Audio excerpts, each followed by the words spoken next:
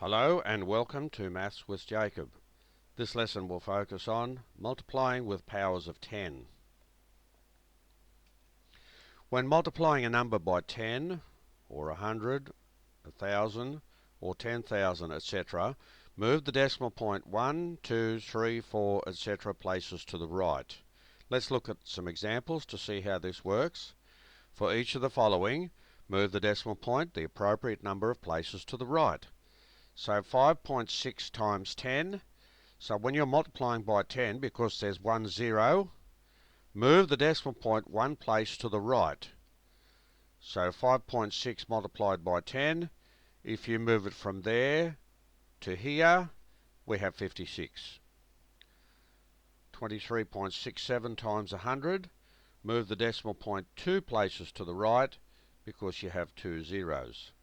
So 23.67 multiplied by 100 is 2,367 because we moved the decimal point two places to the right.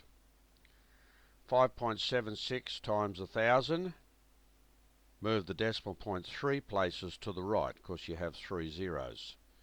So 5.76 times 1,000 will be 5,760.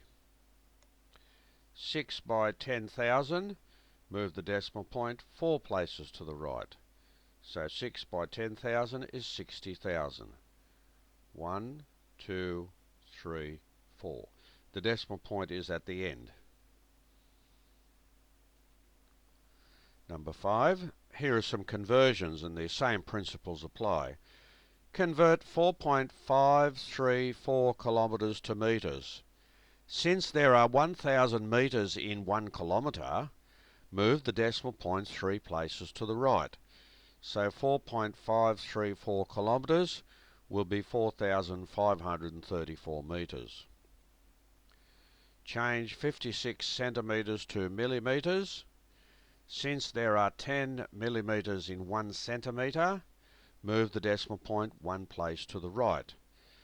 So 56 centimetres is 560 millimetres. Convert 3.4 metres to centimetres. Since there are 100 centimetres in 1 metre, move the decimal point two places to the right. So 3.4 metres will be 340 centimetres. And convert 3.67 hectares to square metres.